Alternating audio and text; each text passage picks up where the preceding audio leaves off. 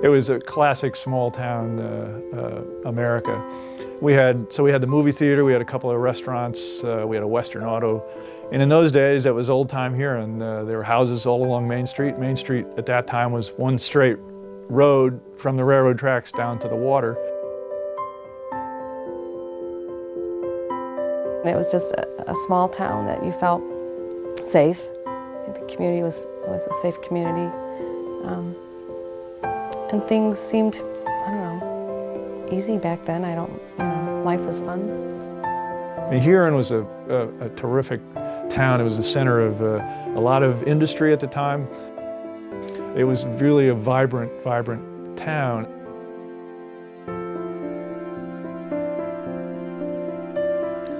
And there isn't any question about it. It was quaint, it was charming. It was really what we set out to recreate in terms of the urban renewal area.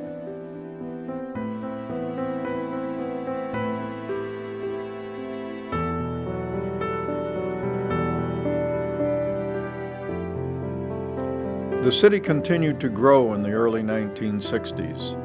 New industry like DuPont and Glidden built facilities south of town in Huron Township. And the established businesses like the ore, coal, and grain docks, commercial fishing, marinas, and tourism were attracting more and more people to Huron. A new high school had recently been built, and the city's school system was considered one of the best in the area.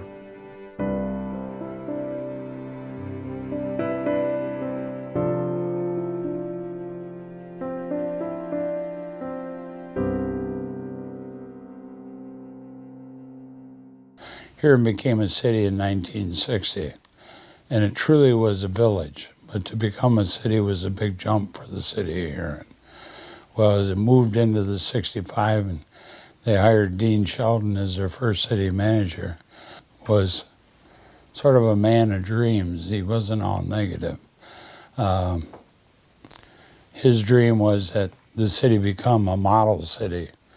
And if you look at Main Street, the only decent building on Main Street was the funeral home. So the rest of the buildings were quite decrepit. It was a combination of small little restaurants and mainly bars. I think at one time there was like 7 bars on Main Street.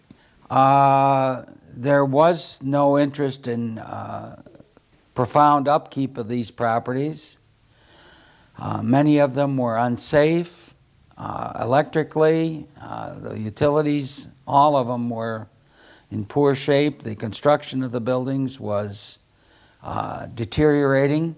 Frankly, we had rats in the second-story garrets, attics of some of the buildings, and this was unacceptable in many ways, of course. I mean, there were buildings down there where you couldn't go up on the second floor and walk around safely. I remember the dime store had a big sheet of metal. I think it was a sign. And if you wanted to go from here to there on the second floor, you pushed that in front of you so that you wouldn't fall through the ceiling. I mean, it was that kind of thing. And for whatever reason, reluctance on the people of the part of the property owners to make the necessary corrections to make the building safe. And finally, the Chamber of Commerce came to the City Council and said, we got to do something about this downtown. The Huron Chamber of Commerce and a group of businessmen from the downtown area in Huron came to the city and asked them to please assist them with a new federal program that was coming out, which was the Urban Renewal Program. And so I was commissioned as the city manager to take that project on. And I'd had considerable experience in that field. And we set about the task that was given to us. To me, and to many people at the time, the biggest surprise was that this urban renewal money, which amounted to about $3 to $4 million from the federal government, was coming to a town of Huron size and nature instead of to the urban inner city, which is what urban renewal was developed for. Time and time again, I can recall people saying, why on earth would a town like Huron be getting millions of dollars from the federal government to tear it down and rebuild it when the inner city ghettos needed housing and schools, et cetera? It was a real misapplication, I think, of federal funds.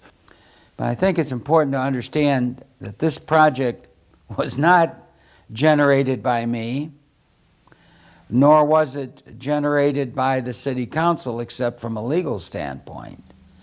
The call for the improvement of the central business district of Huron came from the people who lived in the community and who had a specific interest in the downtown, and more specifically the Chamber of Commerce itself. The city manager looked into different things, and we hired Barton and Ashman out of Chicago to put together a plan for the renewal of the downtown.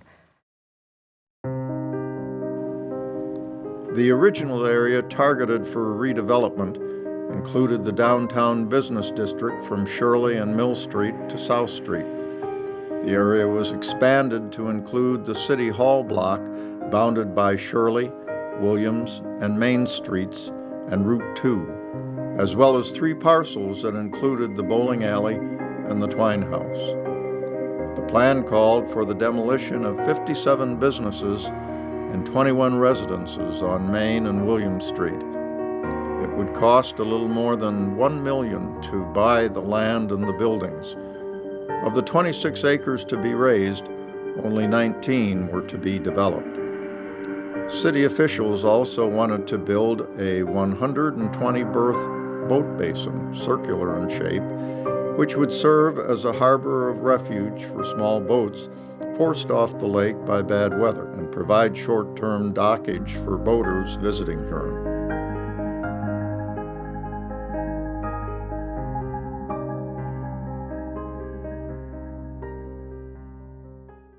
Very interesting the way they put the funding together.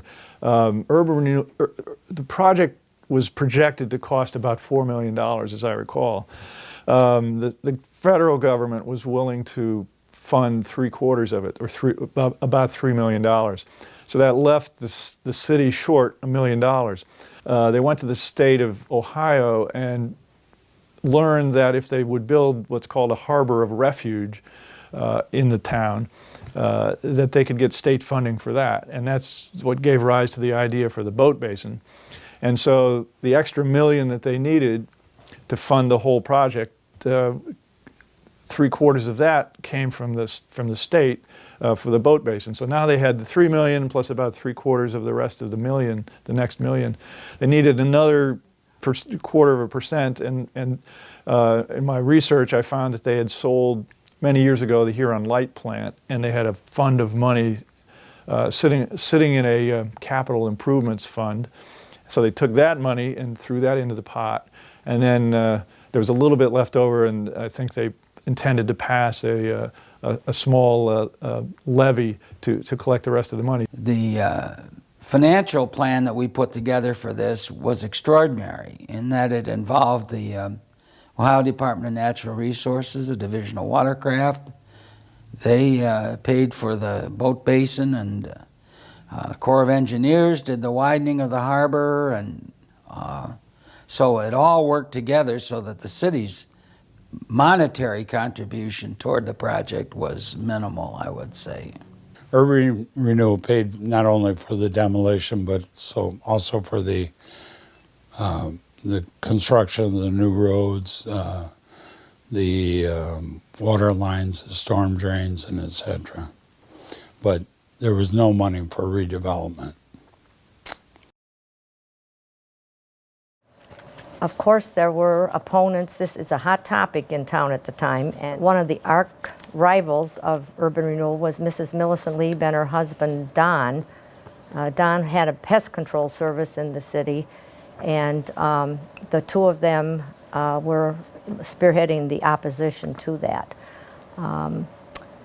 She attended almost every council meeting and read a prepared statement against urban renewal. She would hand out books which she purchased to each council person, and one was the federal bulldozer. I don't know if any of the council read them, but she passed them out, made sure everybody got one.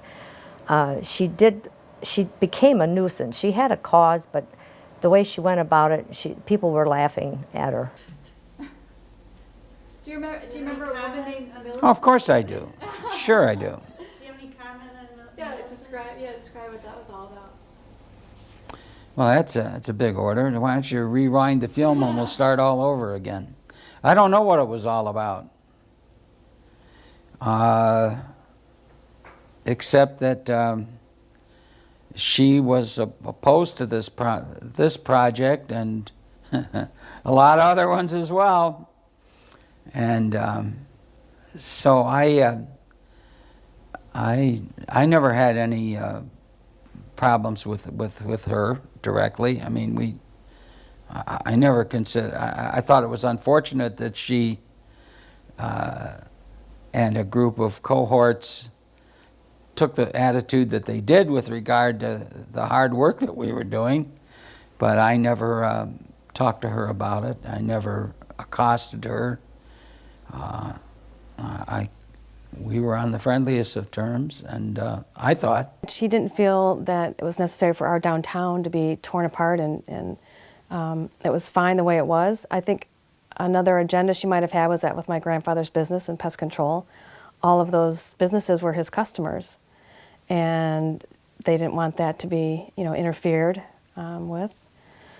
I do believe she fought for a cause that she strongly believed in, but again, her perspective and her presentation was offensive to many people, and unfortunately, that a lot of what she said went unheard or dismissed because she just couldn't get her point across without making it uncomfortable for a lot of people that may not have agreed with what she said.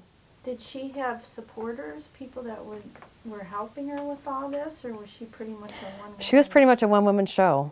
I don't recall her having any assistants. I mean, she researched things all the time, always researched. In particular, probably the most shocking and surprising thing about urban renewal is that it was passed by Huron City Council on what's known as an emergency ordinance. The use of the emergency ordinance clause was controversial in itself. Emergency ordinances are to be passed only, quote, in order to meet an emergency in the operation of the government or which is necessary for the immediate preservation of the public peace, health, safety, morals, and public welfare. 2 public hearings were held on the proposed urban renewal plan. Urban Renewal Director Larry Fleming and City Manager Dean Sheldon made a number of presentations to city groups praising its benefits. Because public hearings were held, Mayor Pat Joffrey and a majority of council members decided that the urban renewal project did not need to be placed on a ballot. They said that everyone would have an opportunity to give their views on urban renewal at the hearings. The City Council planned to push the project ahead by emergency ordinance. According to Joffrey, using the emergency ordinance would be the only way City Council could go ahead with the project without a long delay. City Council voted to do just that on July 14, 1967.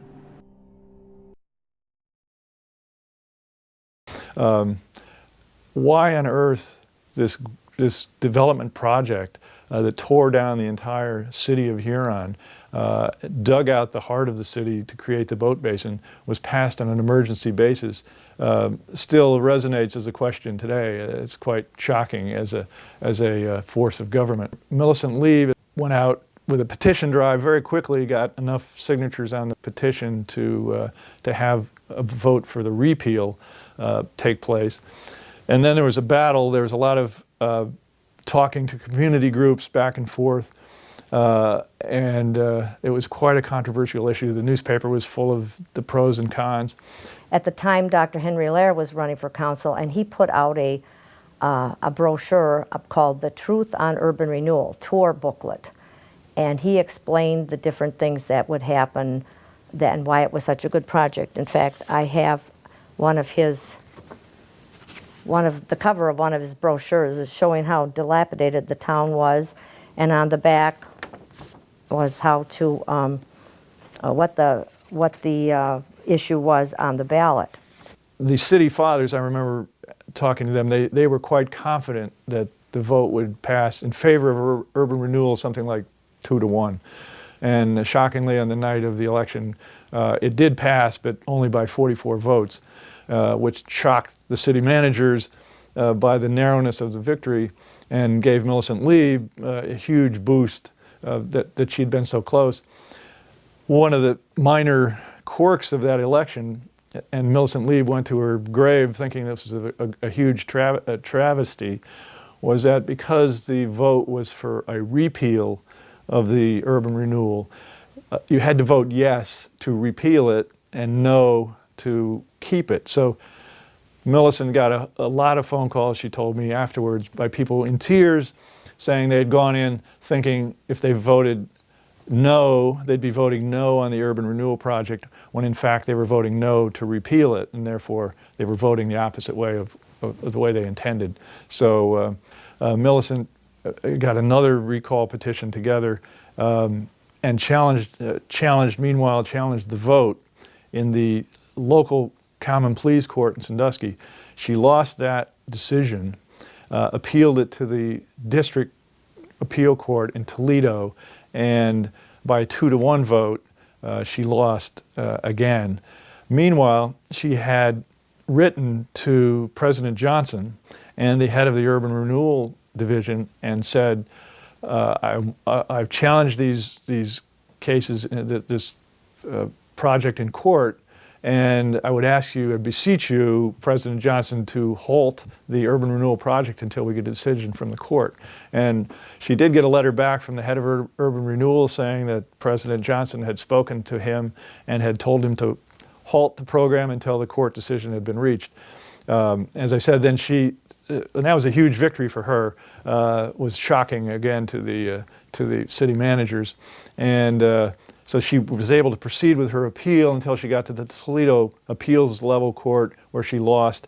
And at that point, the officials flew to Washington, and they made the argument that, look, enough is enough. She's lost 2 levels of appeal, and let's move forward. And in fact, they did then agree to go forward and sign the contract. So Millicent never did get her final ability to challenge this in the court. Maybe if you could just for some color, if you could describe what it was like living in Huron and waking up and seeing buildings being torn down. I don't want to go there.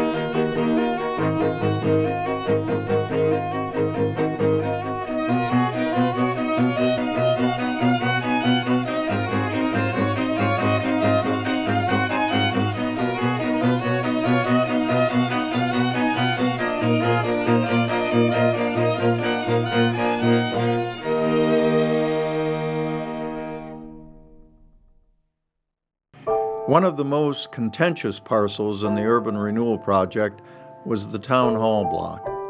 Built in 1876, It had been part of the urban renewal project from the very beginning. The city planned to demolish the old building, which was falling apart, and build a new City Hall complex. When the plans for urban renewal were first announced, Huron resident Mrs. Barbara Taylor began a campaign to save the town hall. In April of 1969, she asked a Cleveland architect to look at the building to see if it was worth restoring and if it could fit into Huron's urban renewal plans. After examining the building, he told her that the town hall could be restored, and it would be nice to keep something of the old downtown. The issue was finally put to the voters in May of 1973.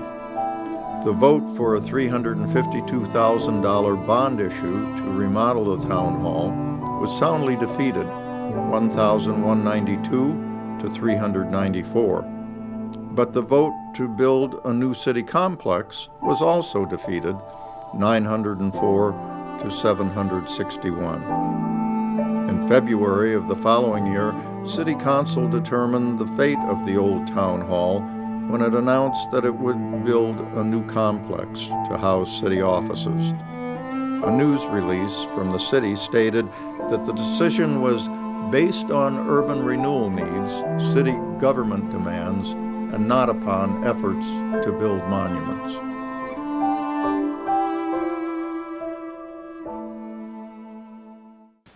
Everybody loved the town hall, but it wasn't a functional building. There again, we were like the merchants. We had a building that was basically dilapidated and didn't meet the needs of the city. If you remember, the police station back then was out behind City Hall, and it was probably, 20 by 30 foot building, which then housed the police department, which also had a jail inside of it. The fire department was having growing pains. The rescue squad, etc., used to be run out of the local funeral home. It was sort of the growth of becoming from a village to a city. And when you come to a city, you got to start providing fire protection. It was all volunteer. So you had to build a fire station, you had to build a police station, and the old City Hall was sacrificed for the growth of the new, which is not a very attractive building. Now, it was a nice old building, but it just wasn't efficient. They always said there were rats in the basement. I believe that because a lot of the records had been chewed, and it was kind of a dungeon down there. I think we made one huge mistake, and how that came about, I don't know. The township owned the old township building, and the city had offices there. And the question was raised: Can we keep this old building?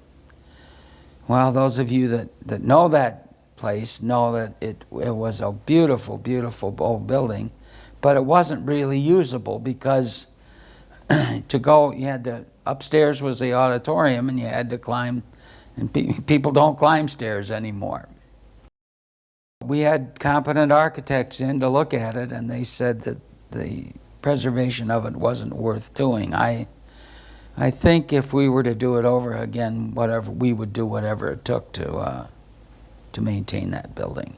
The old City Halls, had character about it. And whether you went upstairs and just sat in the playhouse up there and thought about what happened in front of you or what didn't happen or what nobody knows about. But, it had that character, and we don't have that anymore. I recall when they started tearing down the old city building. I was taking pictures, of course, but I went inside for one last look, and they didn't know I went in. They knocked that wrecking ball against the roof. I could hear it, but that old building did not move. It didn't creak. They had to do it a long time before things started falling down. Of course, I got out of there right away. I knew they were starting, but I was still in there when they hit the first time.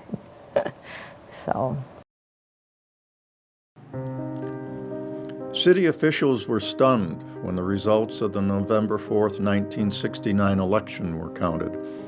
The four incumbents running for re-election, Mayor Pat Joffrey, Arthur Strome, Richard Malone, and DeWitt Owen, were defeated. Elected in their places were John McGraw, Pete Walderzak, Rollin Jackson, and vocal urban renewal opponent Millicent Lieb. The new council was sworn in on December 1st, 1969. Minutes after Frank Loritz was sworn in as vice mayor and Dean Sheldon as clerk of the council, Sheldon shocked the standing room only audience by reading his letter of resignation. When asked after the meeting why he was resigning, he would only say, "I've had enough." He had no immediate plans for the future. When did you leave? 1970, in April. Well, they had an election, and they, at that time, we had instituted an income tax, which we desperately needed to maintain this growing urban community. And people objected to that. There was quite a group of people that were opposed to that. And I think they, for lack of a better description, threw the rascals out. They weren't rascals. They were the people that had responded in a most positive fashion to the request of the Chamber of Commerce for this particular project. I think getting 4 new people on council in 1969, the manager was going to have a rough way to go, because you have to have a council that supports you, and you serve at the pleasure of council. You don't have a contract. So I believe that he thought it wasn't worth the hassle anymore. I really don't know what happened after I left, but I do know that the enthusiasm for carrying out the project did not wane, but it wasn't done exactly the same way that we would have done it. And I don't say that critically, I just think that's a fact. What happened to the building plans? The building, Big complex that, you know, the supposed to go up.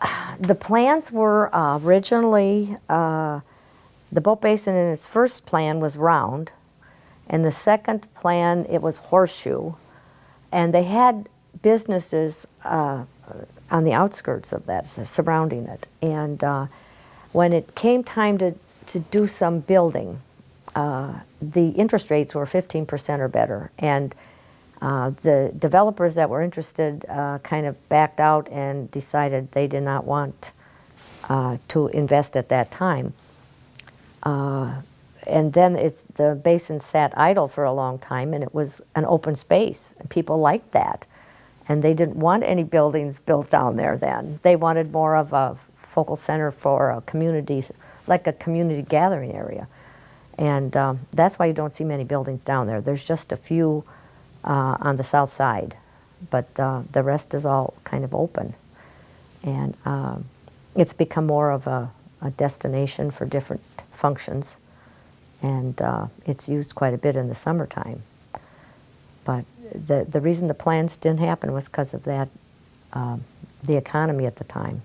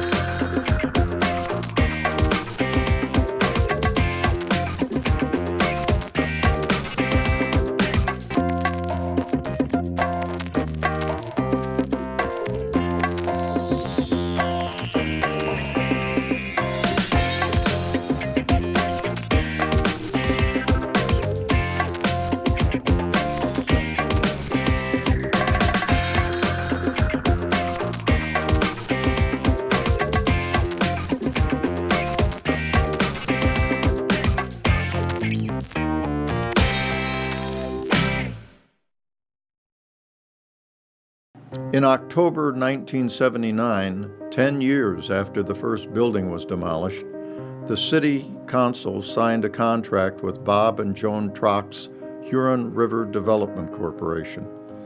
The Huron-based company built the 12-unit Clippership Cove apartments across from the Presbyterian Church for local businessman Bob Reynolds and his two partners. Trock then built several two-story condos on the west side of the boat basin and named the complex Anchor Point. Trock owned the retail stores on the first floor, and Reynolds owned the residential apartments on the second floor. One by one, the retail stores were forced out because of a lack of customers. According to Bob Trock, this was due to the low traffic count on Main Street and the struggling national economy. After developing two parcels, the city insisted the Trocks buy and develop a third. Because Anchor Point had vacant storefronts, the company was unable to rent, and the economy had yet to recover. The Trocks were unable to buy the parcel. The city canceled their contract and began looking for another developer. In June 1986, City Council was presented with several proposals for the urban renewal parcel located next to the existing Anchor Point buildings. Council gave the contract to Cleveland area businessman Forrest Roberts of Huron River Properties, who had big plans to build a $2.7 million boat showroom with condominiums, a restaurant, a small boat marina, and memorial amphitheater. Roberts completed phase 1 of his project, but couldn't secure the financing to finish the rest. Local optometrist Dr. David Dreffer, along with 3 partners, formed Southport Limited. They embarked on an ambitious $7.5 million project to develop the north end of the boat basin. The project would create 5 buildings that included condominiums, retail office space, and parking. However, the finances fell through and the city purchased the property back. The city then sold Dr. Dreffer a smaller lot between Williams and Main Street to put up his office building. In the mid-70s, of course, when the land was ready for selling, redeveloping, the interest market went to hell. So the financial world went to hell. The interest rates on CDs were paying 10 to 16%. So people invested their money in CDs and not in building new buildings. We had a couple of local developers. One were previous owners of downtown, which was the Stips, the Rows, etc., that presented a program, and for some reason or another, it was met with a lot of negativity on council. We had some big developers in from Cleveland who presented big plans. And when it all came down to choosing who this developer was going to be, the balance of the city council at that particular time chose the Trock proposal, which sort of set the theme for what was going to be down there. When the builder, Bob Trock, was awarded the contract to build around the boat basin, the numbers didn't work out. The cost of developing the unusual site did not create enough rental and or sales to pay for the project. So we stepped forward to build the residential building, which is Clippership Cove, and then all the second floor units, with the exception of the one over the flower shop, we owned. So we developed 5 condominiums above the residential or the commercial property, and that created better numbers, and it made the project go for Bob Trock. We started having vacancies on the commercial property. Again, the people couldn't maintain an income to keep the properties, and there were 4 bankruptcies over the first 5 years. in there where people couldn't afford to stay. So it wasn't really a viable property. We had to reinvent the use of the property, and basically we ended up with the first floors, for the most part, were office areas rather than commercial areas. I have a question. Part of government's function is to create a climate in which business can grow and thrive. Do you think that Huron government did that? Not at all. No. We were on our own the entire way. After we gave them our 17,000 plus whatever our deposit was, that was it. There were some of the councilmen did not want to see residential in the area. And I could understand that, being an appraiser, but you have to have a mix. And when you put residential into an area, they demand services, and that brings the retail back in line. And many of the communities, such as Sandusky now, they're experiencing this. You have to get the people there, and then they'll demand services. You can't put the services there and then tell the people to move downtown because we have a drugstore there. Well, they have one in the next town and the next block too. So you really have to try to balance it. And I think we created a balance. Not everybody was happy with residential, but it is an ingredient to success. In retrospect, the city father's original concept of having one guy do everything and coordinate it would have been the best thing.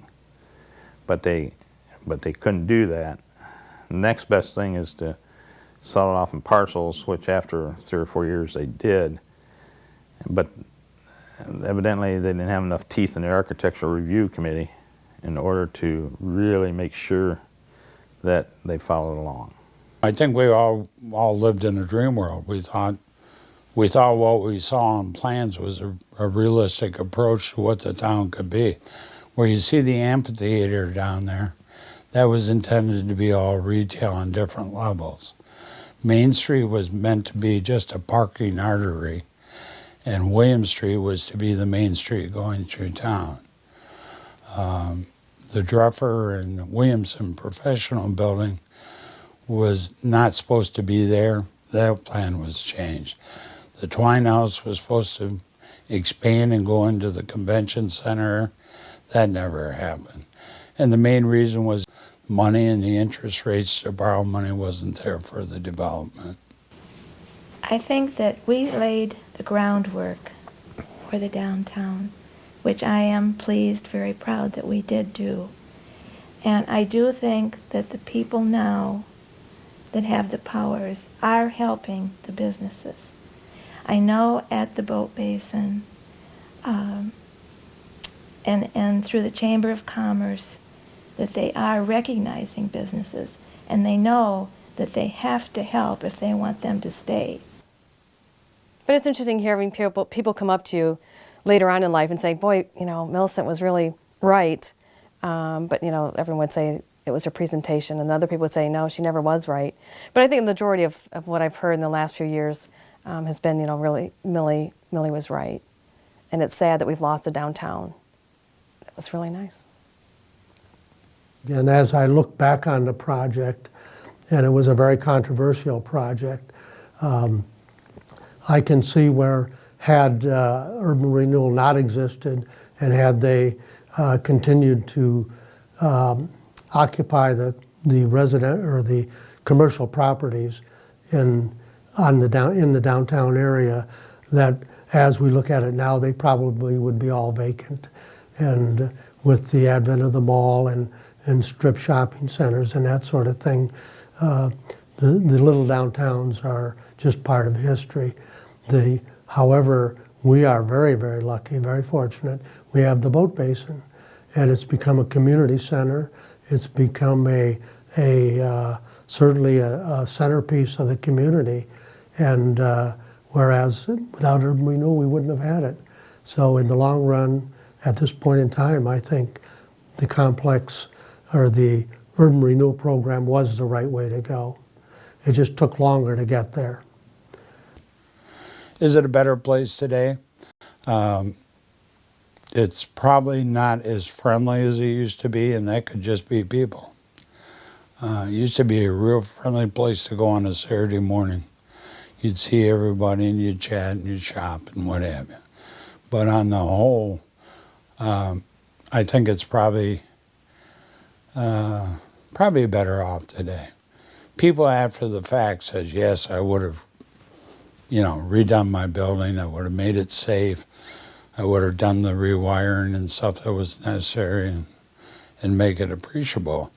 But if you drive down Bellevue, Ohio, or you go to Milan even, there's a lot of empty storefronts, and there's a lot of buildings that are becoming dilapidated, as obvious in the city of Sandusky.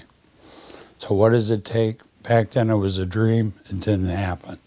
But what we have now, and we see that Bow Basin flow every weekend, we see dances, we see music, we see different things happening. So in a certain degree, it is a success. When do you think urban renewal was done? When do you think this project was completed? Actually and technically, we are still operating under the rules of urban renewal. If anybody wants to do something downtown, we still have to go back and make sure it's under the urban renewal rules. So I think we're still doing it. As far as the rules go, I think the project was completed basically when the boat basin opened and people started using the downtown area. But really, we're still going on with it today, in one sense. I think it was, I thought it was planned well. The chaotic part came in them trying to decide how they were going to develop the land. And they spent a lot of time trying to entice different groups of people to come in that would take down the whole parcel. Did you think urban renewal was a good idea? In hindsight, no. But at the time, emotion overtook my business sense. I wanted it to happen. I wanted the town to be rebuilt as a local resident. Although urban renewal gutted the downtown and never let it come back, the character of Huron residentially is really stayed quite wonderful. It's a great bedroom community for all things except commercial. There's just no town, and that's what I think we miss the most.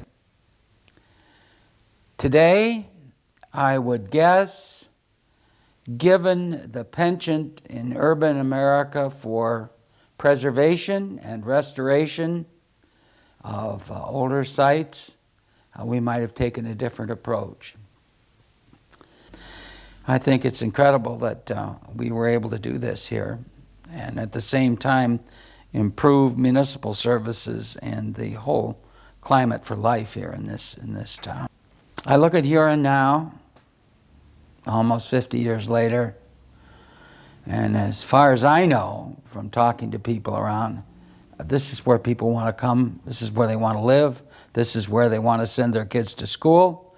Sure, there are always problems when it comes to differing points of view with how you operate schools and governments, but all I do is look around and see what the climate is here, and it looks to me like we started out pretty well and it's continued. I'm enormously proud of this town, and I think they made a good decision 50 years ago, and I think it's paid big dividends to them.